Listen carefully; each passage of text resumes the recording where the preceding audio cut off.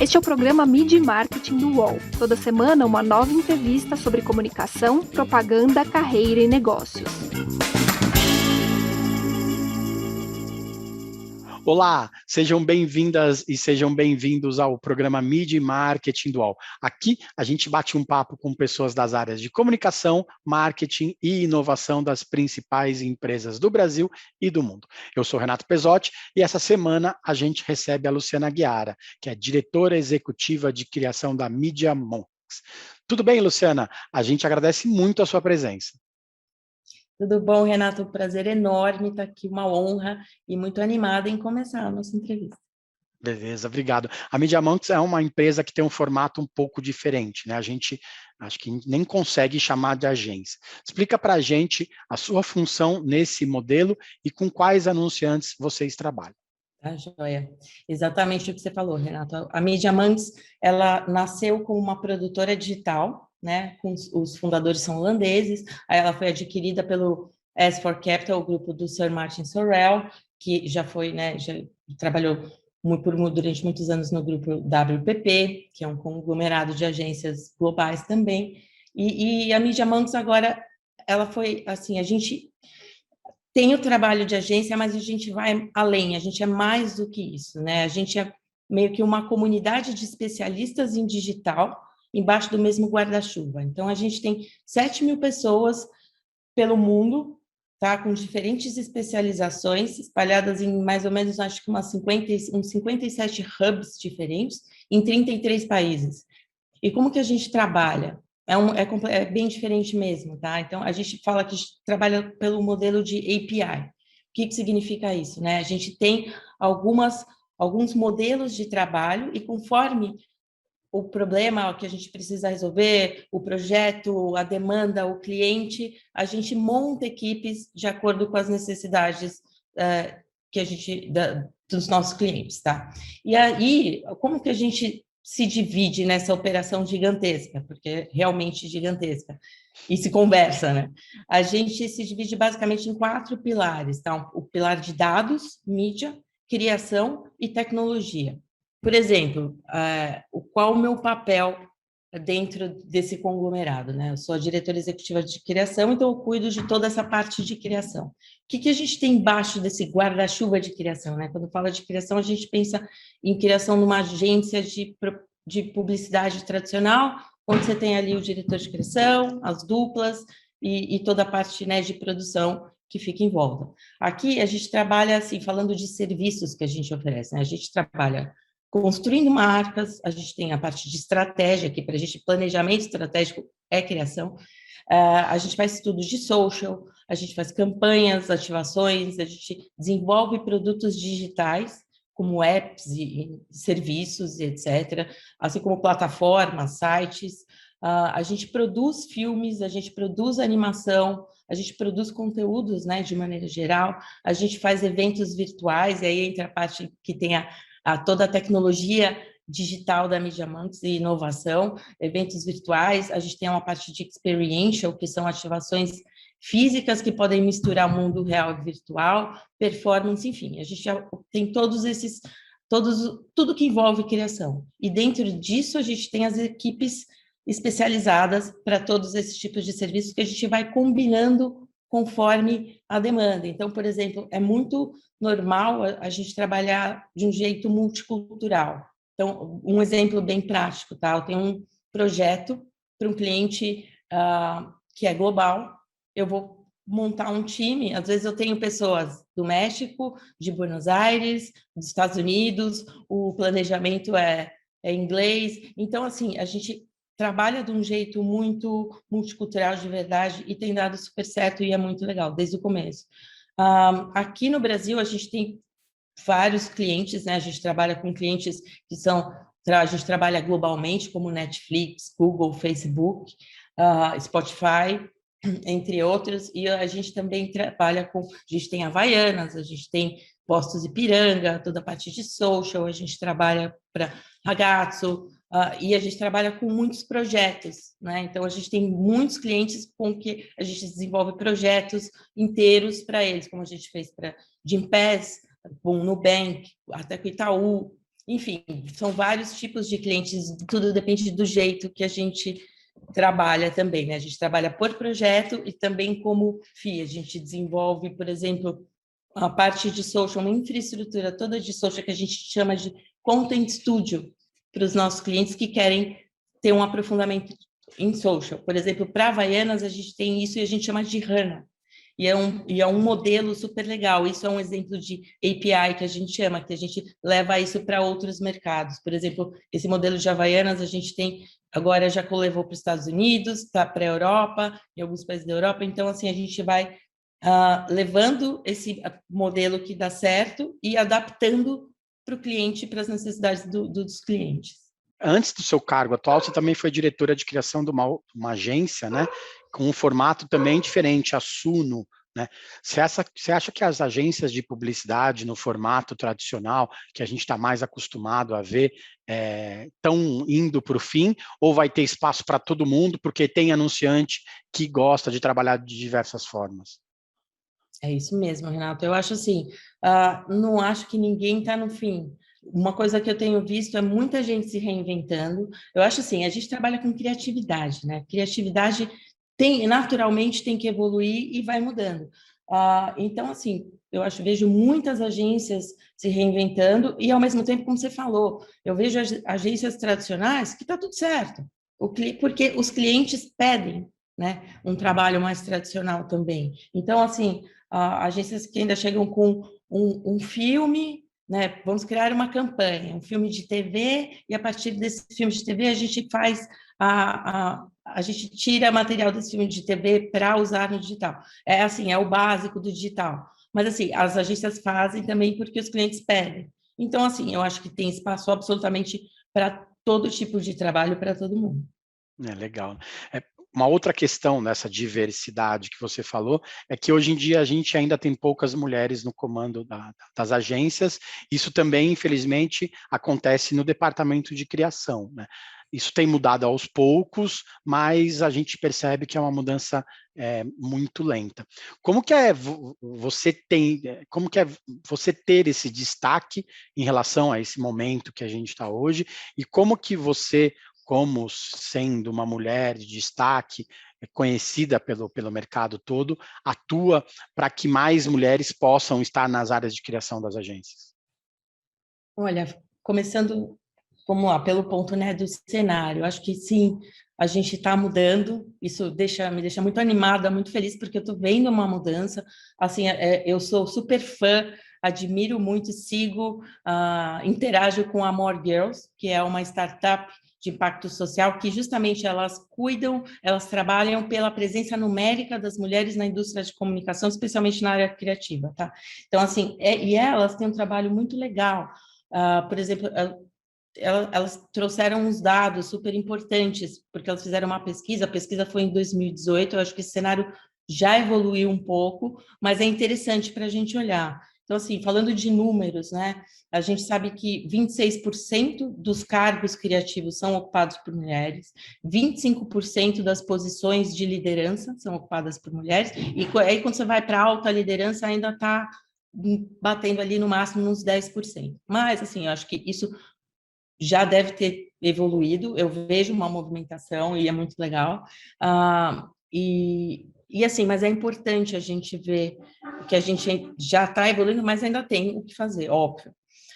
Eu acho assim, acho que resumidamente, o maior objetivo das mulheres que estão hoje em cargos de liderança é fazer com que essa nova geração e as mulheres que estão trabalhando com a gente não tenha que passar pelo que a gente passou, tá? Principalmente no ponto de, assim, aquela história de você ter que se provar 3, 4, 5, às vezes 10 vezes mais a sua competência quando comparado com o homem. Isso é um fato muito grande, isso é um ponto muito importante, assim, para mim é o ponto principal, porque o resto vem em volta disso, né? Poxa, quando você cria um ambiente onde as mulheres se sentem seguras, confiantes, assim, elas vão brigar pelo melhor salário, elas vão brigar pelos direitos, elas vão se impor, enfim, você cria todo um ambiente saudável, né? Vamos dizer assim. E então, assim, eu acho que a gente Isso, assim, a gente fala para a nova geração que vem por aí, mas, ao mesmo tempo, a gente vê ainda uma geração que está há pouco tempo, mas ainda muito machucada, né? Uma geração de mulheres que tem traumas, que sofrem muito essa síndrome de impostora, né? Que a gente fala. E isso me deixa muito triste, porque, assim, por isso eu acho que a maior tarefa que a gente tem é dar confiança, né, para as mulheres. Acho que na nossa profissão e acho que em todas. Então, hoje o papel de uma líder criativa não é só colocar as melhores ideias na rua. A gente tem que garantir que a gente esteja criando um ambiente cada vez mais seguro, diverso, inclusivo e que tenha equidade, né? Mesmo porque para ter boas ideias a gente sabe que diversidade é fundamental. Legal você falar sobre isso. A gente viu muitas empresas atuando durante a pandemia, tentando atuar durante a pandemia de forma mais empática, né? Algumas tentaram entrar no tecido social com as marcas, com doações, com ajudas. Você acha que a pandemia trouxe realmente mais empatia para as empresas, ou isso foi um período que daqui a pouco as coisas vão voltar ao velho normal, né? Como a gente brinca. Olha, Renato, eu acho que isso é um caminho sem volta, tá? Isso, assim, a gente olha, acompanhando, né, todos os festivais de publicidade, como as marcas no mundo inteiro estão se comportando, existe essa responsabilidade que as marcas estão colocando para si, que é muito importante. Por quê? Nada é de graça, ninguém é bonzinho. O ponto é, os consumidores que estão vindo aí vão exigir, eles exigem, eles querem saber de onde veio, como foi feito, para onde vai, qual o impacto, se tem diversidade, como foi produzido, eles querem saber tudo. E eles escolhem muito bem as marcas que eles consomem. Então, essa mudança, assim, que foi com certeza acelerada pela pandemia, eu acho que não tem mais volta. As empresas começaram, elas têm que ser, porque tem que ser um compromisso, né? Tem que ter comprometimento. Uma empresa não pode fazer uma ativação, ganhar os holofotes e depois não fazer de novo, porque ela vai ser cobrada. Os consumidores vão cobrar. Então, existe, assim, a gente tem até um caso que é super legal aqui dentro, né, com a Havaianas, né? A gente começou, a Havaianas, nosso cliente, eles queriam lançar a primeira coleção de Pride, a gente estava trabalhando na campanha, e assim, foi um trabalho, não só fazer uma campanha, foi um trabalho muito maior do que isso, né? De sentar, de fazer muitas mãos junto com a Havaianas, mudanças dentro da Alpargatas, criar um comitê de diversidade lá dentro, dar voz para as pessoas, fazer mudança na grade dos produtos. Então, você tinha algumas sandálias, alguns chinelos, por exemplo, nas cores rosa ou roxa, que iam até uma numeração, vamos dizer, pequena. Então, eles aumentaram até a numeração máxima. Então, assim, mudanças que mostram que o comprometimento é real. E aí, sim, a gente lançou uma coleção, está no 3º ano, lançando essa coleção, que não é só uma coleção, é um comprometimento eterno, né? Vamos dizer assim, é um compromisso com a comunidade. Essa coleção reveste 7% do lucro para a ONG All Out, e a gente viu o resultado desse comprometimento e dessa, vamos dizer, dessa parceria entre a Havaianas e a All Out. Assim, eles conseguiram fazer várias ativações ao redor do mundo. Então, isso é um comprometimento de marca, né? E as pessoas olham, comentam, ficam de olho e vão gostar mais da marca que for de verdade, sabe? Não adianta no discurso falar que é moderno, que fala de diversidade, mas ter o tênis ou a sandália rosa até 38 só, né? Tamanhos feminino e tamanhos masculino. Durante muito tempo, tênis principalmente, tinham tamanhos feminino e tamanhos masculino, né? Cores mais neutras eram masculinas, azul, ou às vezes azuis, pretas, e os rosinhas, o azul claro era só feminino, né? E a marca se vendia como diversa, só que na verdade o produto dela não significa isso. Tem que ter esse comprometimento, né, para ser de verdade, né? Exatamente, acho que o comprometimento em todos os sentidos, né? Dentro da empresa, como o assunto é tratado, se existem ações reais dentro da empresa. Então, assim, tem que ser de dentro para fora, tem que ser real. E aí, óbvio, na sua linha de produto, né? Sabe, se você está abraçando uma causa, tem que ser por inteira e tem que fazer direito. Legal, a gente vai para o intervalo, daqui a pouco a gente volta com a Luciana para falar sobre a disputa pela atenção do consumidor e o Festival de Cannes também. Voltamos já. Futebol sem fronteiras. Jogo jogado dentro do campo e fora dele. Bastidores, economia, política, turismo. O podcast do UOL para quem gosta de futebol internacional e tudo o que vai além de um simples grito de gol. Futebol Sem Fronteiras, toda quinta, comigo, Júlio Gomes e Jamil Chad, no canal UOL. Voltamos. Essa semana a gente recebe a Luciana Guiara, que é diretora executiva de criação da Media Monks.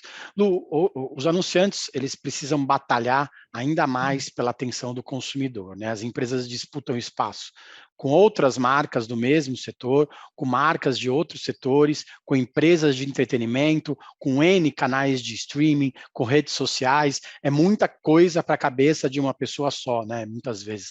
Como que é estar no meio disso tudo e principalmente criar algo que às vezes desperte a atenção do consumidor para comprar aquele produto específico? Entendi.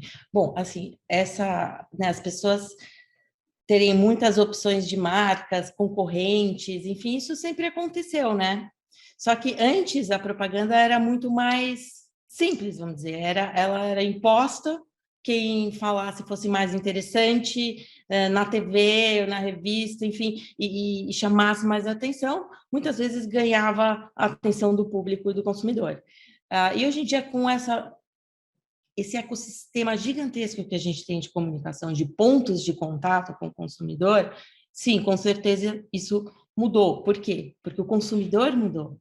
Então, é fundamental, quando a gente vai criar uma campanha, qualquer coisa, é observar o comportamento do consumidor, né? Com quem a gente quer falar, onde ele está, com quem ele está falando, quais são os costumes. E, assim, isso digitalmente, lógico que eu estou falando, porque hoje em dia assim, é fundamental a comunicação.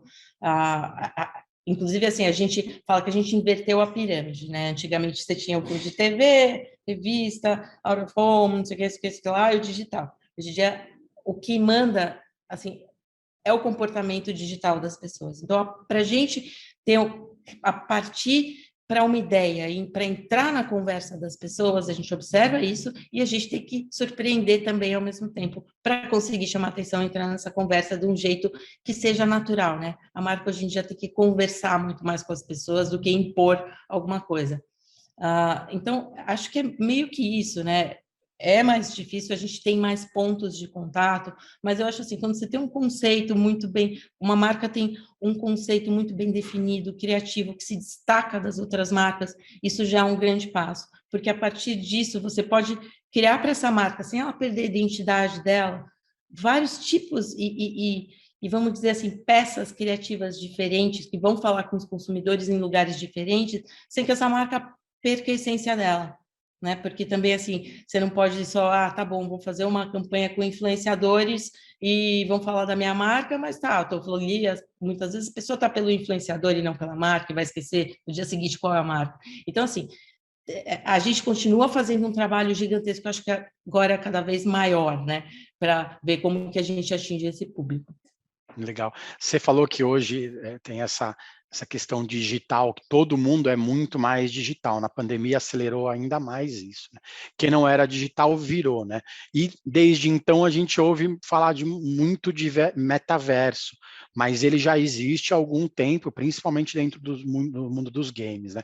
O que você acha, o que você vê que deve vir por aí, que talvez espante essas pessoas que estão entrando no mundo digital hoje? Em dezembro, a Nike comprou uma empresa de tênis virtuais e as pessoas meio que não entendem. Por que a Nike está gastando dinheiro com isso? O que você vê daqui para frente, nesse curto período de tempo, na verdade, de acomodação do mundo digital, talvez, que as pessoas normais talvez olhem com outros olhos? Muito bom, Renato. Até assim, qual é a definição de pessoa normal, né? Sendo que, se a gente for olhar, né, tipo, a molecada toda, acho que 80% dessa geração já nasceu conectada, é muito louco.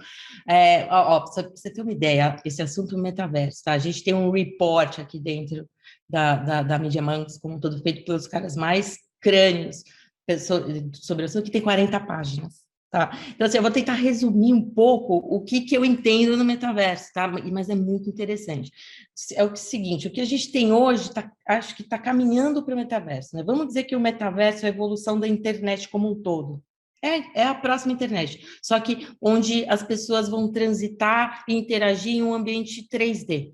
Tá? Então, hoje tem um mundo de coisas já acontecendo dentro de games, plataformas digitais, experiências em realidade aumentada, porque se for ver realidade aumentada, VR, tudo isso também faz parte do metaverso, NFT e assim por diante. Mas o metaverso vai ser real a partir do momento que as pessoas consigam andar livremente em todos os mundos. Então, usando uma única persona e levando os seus assets, que a gente chama, né, por exemplo, skins, produtos que eles compram, e o dinheiro para todo lugar. O que eu quero dizer com isso? Né? É um ambiente único, onde elas vão poder construir, comprar, vender, colaborar, se divertir juntas em tempo real. O que acontece hoje, por exemplo? Você pode assistir um show dentro do Fortnite, do game, ou, ao mesmo tempo, você também pode, com óculos virtual, assistir um jogo da NBA com seus amigos. Tá? Isso é possível, a NBA fez isso. Mas você ainda não consegue, por exemplo, sair de um lugar, atravessar uma rua e entrar no outro. Basicamente, o metaverso mesmo vai acontecer quando a gente conseguir fazer isso. Mas, assim, tem muita coisa muito legal já acontecendo. Por exemplo, você falou do exemplo da Nike, né? Por exemplo, tem o exemplo do Ally Bank, é uma instituição financeira americana que tem né, eles são uma instituição financeira, então é um app, né? É um banco digital, mas eles têm dentro do game Animal Crossing uma agência, e eles dão dicas de investimento em criptomoedas dentro do jogo para quem está jogando. Então, assim, assim, uma loucura, né? Também a gente pode ter tem ações já com propósito acontecendo. Por exemplo, né, tem um projeto que chama Uncensored Library, que é do Reporters Without Borders, eles fizeram uma biblioteca dentro do Minecraft, onde você consegue acessar todas as matérias, livros, reportagens de qualquer lugar do mundo. Para quê? Para burlar a censura que existe em vários países. Então, também muito interessante. Acho que outro exemplo do que está acontecendo, assim, também, tem a gente aqui dentro da agência tem um dos nossos maiores experts em game e tecnologia, fez uma reunião com um cliente dentro de um jogo, que chama Red Dead Redemption, esse eu não entrei. Enfim, e assim, eles fazendo uma reunião dentro do jogo, de repente aparece um leão e eles têm que fugir a cavalo no meio da reunião. Bom, o cliente falou: foi a experiência, a melhor reunião que eu já tive na minha vida, claro, né? Então, assim, está acontecendo já muita coisa, toda a parte de NFTs, né? Então, quando a gente olha, as marcas de luxo, principalmente, já estão investindo pesado em NFT, enfim, e tem todo um ecossistema em volta, porque NFT, para entender de NFT, você tem que entender de blockchain, você tem que ter um modelo de negócio para entrar de verdade dentro desse metaverso. E eu acho assim, o que vem de diferente agora, bem rápido, né? A gente viu eventos, muita coisa acontecendo dentro dos games, mas assim, de inovação, eu acho que logo mais a gente vai conseguir participar de um evento em tempo real. Por exemplo, você vai poder interagir com um artista como se ele realmente estivesse lá. Isso porque tecnologias como o motion capture estão andando para isso. Então, acho que talvez seja a próxima coisa de inovação dentro desse mundo de inovação, né? Que tem coisa que a gente nem sabe, é muita coisa, que vem por aí. Talvez seja isso, tá? Mas isso, assim, é um palpite meu. Então, acho que o metaverso está aí na porta. E é muito, muito legal, né? Quem é normal agora, quem está ou quem não está. Para a gente, para a nossa geração, talvez seja um pouco assustador, na verdade, né? Mas para a geração mais nova já faz parte do dia a dia.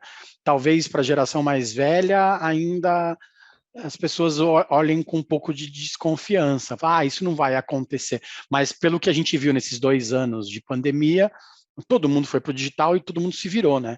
Todo mundo teve que aprender a mexer e todo mundo aprendeu a mexer, né? Foi muito rápido, né? As coisas foram aceleradas de forma muito rápida. Aproveitando disso, eu queria falar sobre o Festival de Cannes, né? Você vai ser presidente do júri de Digital Craft no Festival de Cannes desse ano, né? De criatividade. Queria que você falasse quais são os aspectos específicos dessa categoria, porque quando a gente pensa em digital, você pensa em digital, mas não no craft, né? Na maneira, na forma de se fazer. E com tudo isso que você falou, a gente está falando exatamente desse craft, né? Da forma de se fazer coisas legais também dentro do digital, para que elas pareçam cada vez mais com o que a gente vive aqui fora, né? Como que é estar nessa posição de ser presidente do júri, né? Sim, assim, para contar um pouco, até explicar, né, quem deve estar ouvindo o que é Digital Craft. Eu participei do primeiro júri de Digital Craft, que foi em 2016, se eu não me engano, e também no ano passado. Então, assim, antes disso eu já tinha ido como jurada no Festival de Cannes, na categoria de Cyber, que hoje em dia também ela foi eliminada, porque digital está em tudo. Então, assim, é uma categoria que eu acho uma das mais interessantes do festival, lógico, não por quase ter fundado, por ser presidente esse ano, mas porque realmente ela acho que de onde saem as coisas mais inovadoras. Então, como é que funciona? O Digital Craft, ele premia a arte da tecnologia. O que significa isso, né? É tudo que usa a tecnologia como ferramenta. Então, assim, é o equilíbrio entre a ideia, o craft na execução e o propósito. Propósito, quando a gente fala pertinência, enfim, propósito da marca, todo esse caminho que a gente está falando que o mundo está indo, tá? Mas nem sempre precisa ser sobre causa. Diversão também é um propósito muito legal. Então, assim, isso inclui realidade aumentada, realidade virtual, inteligência virtual, machine learning, enfim, são todas essas tecnologias que vêm formatadas em plataformas, em apps, em vídeos, assim, a gente olha muito para vídeo, para a qualidade de execução do vídeo, da animação, do som, enfim, toda essa parte, a gente olha muito para essa parte técnica de produção, que é muito interessante, tá? E por ter essas características, como você mesmo falou, Renato, é a categoria de onde acabam saindo os trabalhos mais visionários, do ponto de vista digital. Realmente, por exemplo, no ano passado, o Grand Prix foi o projeto Astronomical, que é que foi show do Travis Scott dentro do Fortnite, que foi realmente um divisor de água sobre eventos dentro de games. A gente viu muitos eventos virtuais dentro de games acontecendo, mas nada com grau de interação, com a perfeição de gráficos, né? Com a beleza estética e o tamanho, 13 milhões de pessoas assistindo ao vivo. Então, assim, é uma combinação. Você olha para isso e fala, não tem nada nem perto do que foi esse projeto. Então, assim, eu acho que eu estou bem animada, porque o cenário está evoluindo e muito rápido. Então, acho que esse ano a gente vai ver muitas ideias que envolvem NFTs, porque isso é uma tendência global, a gente está vendo muita coisa acontecer, e, lógico, muitas experiências imersivas, né, que é isso que a gente está falando, né, que é esse caminho para o metaverso. Legal. E como a gente pensando no digital, a gente lembra que, querendo ou não, você recebe informações de todos os escritórios da empresa no mundo, né? Como que você distribui seu tempo ao longo do dia? Você faz algum tipo de mágica para dormir e tal? Porque parece que acontecem muitas coisas o tempo todo, né? E se falou muito sobre saúde mental, né, durante a pandemia. Como que é administrar esse monte, essa enxurrada de informação que você recebe todos os dias e ainda dá conta do seu dia a dia de trabalho, de criança, de filho, de cuidar de cachorro, do dia a dia, da vida normal, né? Agora sim, a vida normal. Bom, olha, Renato, eu não sei nem como começar a responder, porque eu não sei também. Assim, basicamente, assim, o que eu tento fazer é priorizar coisas, né, assuntos. Então, assim, sim, você tem... E também eu acho que aí é muito do papel, né, que a gente começa a ter, de confiar e delegar. Então, assim, eu tenho equipes que eu confio e estão aqui e se juntam exatamente para isso. Então, assim, é muita coisa realmente, mas assim, o nosso papel é direcionar, falar, vai que é sua, e estou aqui para qualquer problema. Então, assim, a gente vai olhando, vai acompanhando, mas assim, tem que priorizar realmente o que é importante. Então, eu sou muito bagunçada, muito desorganizada, então eu não tenho uma rotina onde eu falo, agora eu vou passar 15 minutos vendo todos os meus e-mails. Não, eu tenho 1 milhão de e-mails não lidos. Tá? Então, assim, eu falo para as pessoas, me chamar no Slack, se eu não responder no Slack, me chama no WhatsApp. Então, eu sou a pior pessoa para falar de organização. Mas, assim, eu não posso reclamar de nada, eu não tive burnout, tá? Eu consegui administrar de um jeito que eu tô sã, tá? Que a minha vida tá saudável, assim por dizer. Lógico que tem altos e baixos, tem horas que a gente vai trabalhar um final de semana, que a gente vai trabalhar até mais tarde, mas assim, é o dia a dia, né? Tentar conciliar. Eu não tenho realmente uma receita de como fazer isso. Eu vou no freestyle, como a gente fala, tá? Mas como você falou, é muita informação. E uma coisa importante, eu não tenho o menor... eu sei que é muita informação e que eu não vou absolutamente ter a menor condição de saber de tudo e ver tudo. Então, também isso acalma um pouco, né? A gente sabe que a gente não vai conseguir ver tudo. Eu acho que o começo da sua resposta e o fim tem muito a ver, né? É delegar e saber que a gente não tem condição de saber de tudo, né? E juntando isso, essa questão de delegar e de não ter a condição de saber de tudo, a gente sabe que as marcas, elas cometem erros, mesmo porque as marcas são comandadas por pessoas, né? A gente vê hoje em dia uma onda de cancelamentos muito grandes, né? Muito grande na internet, né? Uma marca dá uma derrapadinha, o pessoal já vem cancelando marca, falando mal. Você não acha que a gente está julgando demais todo mundo?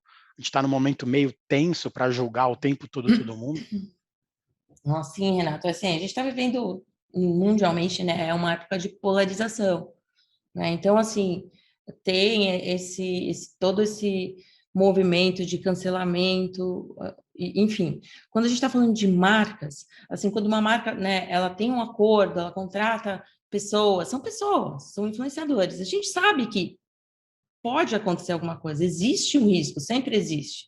E a gente vê que quando a gente não vê tanto assim, mas quando acontece alguma coisa, a marca quebra, né, o contrato, retira o patrocínio, enfim, não tem muito como prever esse tipo de coisa. Ou assim, todo cuidado é tomado, mas realmente as pessoas estão... A gente tem uma fase onde o cancelamento ele é muito grande. E eu, assim, acho que eventualmente, assim, a gente não tem como prever o comportamento das pessoas, lógico, porque isso é influenciado por milhares de fatores, né, que a gente sabe, socioeconômicos, inclusive, e a gente não tem como prever se isso vai se equilibrar com o tempo. Espero que sim, né, mas, assim, acho que tem um grande boom das redes sociais também, atrelado a isso, né, todo mundo tem um poder nas mãos, o que é muito bom, e também tem um lado que não é tão bom assim. Tem muita gente com muita opinião, né? Me conta uma campanha, uma ação ou um projeto que você teve envolvida nesse tempo todo de carreira, que você olha para trás e fala assim, puxa, isso foi muito visionário, ou isso foi muito legal, ou isso mudou minha carreira, ou isso mudou a vida das pessoas. Nossa, é difícil essa pergunta. Tem tanta coisa que a gente gosta, né, que a gente vai fazendo. Isso é legal, isso é legal. Deixa eu pensar, acho que tem dois que assim que eu posso falar que eu gosto muito, muito, muito, assim. A gente fez um projeto que é um filme, que um pedaço de entretenimento, né? Um curta-metragem, um documentário, um mini documentário, a gente fez para Get Images, que chama Endless Stories, sobre a luta do século entre o Muhammad Ali e o Joe Frazier. E só que assim, o legal é que a gente mostrou histórias que aconteceram no dia 8 de março de 1971. Eu gosto tanto que eu sei a data. Histórias paralelas à luta, que ninguém nunca tinha contado. E é super interessante. Então, assim, eu gosto muito porque tem um craft, eu gosto muito de craft, né? Na execução dessa ideia. Ela tem um jeito inovador de contar uma história e tem todo o craft na execução, que foi feito, assim, só com imagens realmente do Getty Images. Então, é uma edição, um trabalho de edição muito, muito especial. Eu adoro esse. E também tem um que mora no meu coração, até mora na minha sala, porque é um livro, né? O resultado dele foi, entre outras coisas, um livro, que foi um projeto para HP, que chama Magic Words. Tudo aconteceu assim, partindo do ponto que no Brasil a gente tem mais de 13 milhões de pessoas analfabetas. A gente pensou em quantas histórias não foram escritas, né? Foram redigidas e quantas memórias a gente está perdendo. Então, a gente resolveu ir atrás de histórias dessas pessoas pelo Brasil inteiro. Então, a gente foi atrás de 80 pessoas colher histórias. Foi um trabalho lindo. E cada uma dessas histórias foi gravada, né? Ela foi captada por comando de voz e era impressa na hora, em tempo real. Então, a pessoa via na hora a história dela impressa. Isso para ter um truquezinho tecnológico, tem uma inovaçãozinha tecnológica nisso, que foi conectar o microfone direto com a impressora, né? Passando por um app de edição. A gente desenvolveu um app para isso. Então, assim, é um projeto lindo que virou livro, documentário, aplicativo, site, ativação ao vivo na Central do Brasil e até exposição. E eu amo porque é exatamente isso que você falou, né? Sobre mudar a vida das pessoas, dar luz para pessoas incríveis que foram realmente esquecidas pelo mundo. E é legal que é uma ação impressa, né, como você disse, está na sala de casa, mas se não fosse o digital, ela não conseguiria existir, né? Tem tudo a ver, na verdade, com o que você faz hoje, né? Sim. Acho que são essas duas, assim, para te falar, de bate-pronto. Legal, Luciana. Obrigado pelo tempo, foi ótimo. Muito bom a gente falar de equidade e principalmente dessas mudanças urgentes que a gente está vendo no mundo da comunicação. Legal demais. Adorei. Eu que agradeço muito estar aqui. Legal. Para quem está chegando agora, a gente tem mais de 120 episódios no YouTube, no Spotify e no Apple Podcasts. Tem muito conteúdo bacana, muita história inspiradora para quem quer saber mais sobre propaganda, sobre comunicação e sobre marketing. Toda segunda-feira a gente tem um programa novo para vocês. Valeu, gente. Obrigado. Semana que vem tem mais. Os podcasts do UOL estão disponíveis em todas as plataformas. Você pode ver uma lista com esses programas em uol.com.br/podcasts.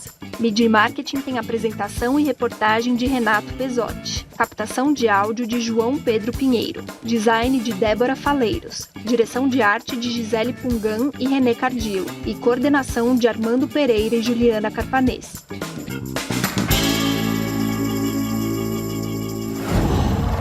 UOL.